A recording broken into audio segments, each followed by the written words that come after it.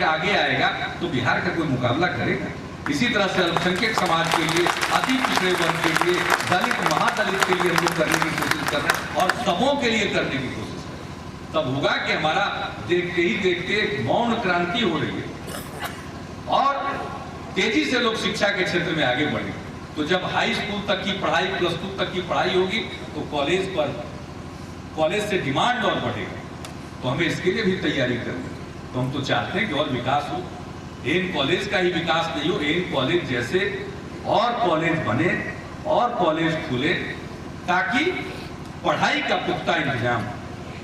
और बिहार में मेधा की कमी नहीं है, बहुत मेधावी है बिहार के लोग, परिश्रमी भी हैं और मेधावी भी। अगर उनके शिक्षा का प्रबंध कर दिया गया और उनके स्वास्थ्य की चिंता की गई तो फिर बिहारियों का कोई मुकाबला नहीं कर सकता। हम तो आने वाले हैं, मॉरिशस के प्रधानमंत्री भी हमको उन्होंने बुलाया था, हम गए थे वहां, बिहार के लोगों ने मॉरिशस बसा दिया था।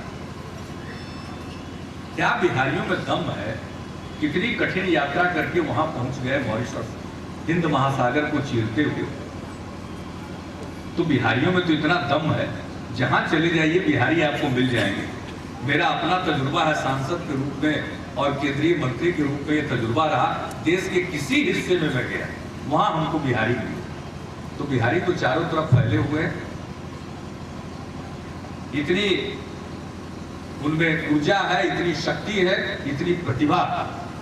तो अगर हमने उनके शिक्षा पर और स्वास्थ्य पर जोर दिया तो बिहार बहुत आगे बढ़ेगा, बहुत आगे बढ़ेगा।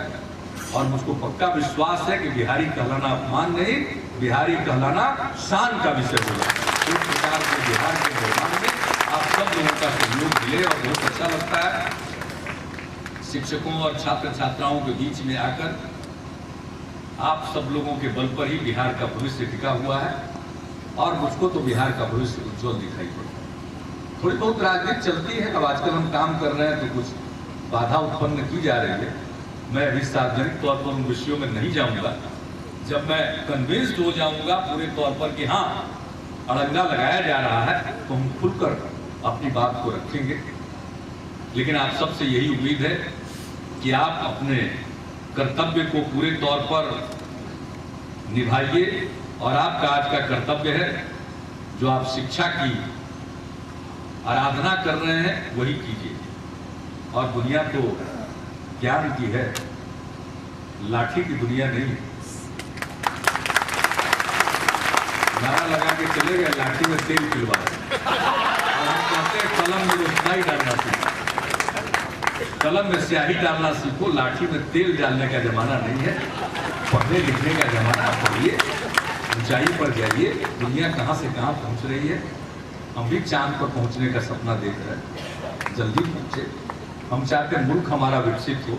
हम विकासशील देश न कहलाए, हम विकसित देश कहलाए।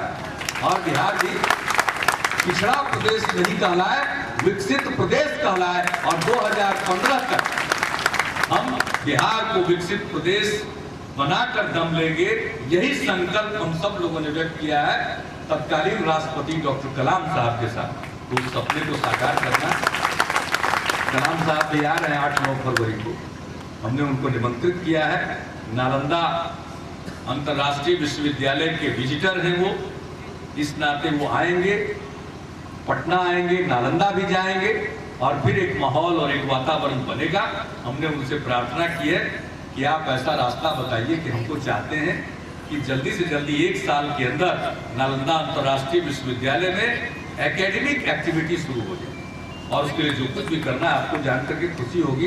500 एकड़ जमीन का अधिग्रहण हो चुका है नालंदा की, 500 एकड़ और की प्रक्रिया जारी है। हम पर्याप्त धन देने को तैयार हैं, बोर्ड बन गया है और हम चाहते हैं कि तेजी से काम तो हुआ। देखिए BIT मिश्रा का एक्सटेंशन बनकर के तैयार है, पढ़ाई शुरू हो गई। चाणक्य लॉ यूनिवर्सिटी, वहाँ पढ़ाई शुरू हो गई, दूसरे साल चल रहा है। वहाँ उनका अपना भवन बनने की तैयारी हो रही है मीठापुर फार्म में। वही सारे यूनिवर्सिटी को इस तरह का ले जाएंगे। Chanakya law university, Chandragupta institute of management. अरे ये पाटलिपुत्र चाणक्य और चंद्रगुप्त का, तो Chanakya law university, Chandragupta institute of management, और इसके बाद हम लोग जाएंगे प्रोफेशनल यूनिवर्सिटी आर्यभट्ट यूनिवर्सिटी का भी गठन करेंगे। ये सब काम हो रहा, कोशिश हो रही है। कुछ लोगों को लगता होगा कि हम ठीक नहीं कर रहे हैं, लेकिन उसको लगता है, आप लोगों को लग रहा है कि ठीक कर रहे हैं।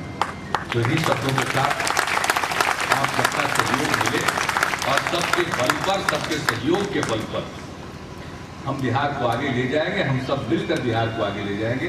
इन्हीं शब्दों के साथ इस अवसर पर मैं फिर से समस्त एक कॉलेज परिवार के सदस्यों को अपनी हार्दिक शुभकामनाएं देता हूं।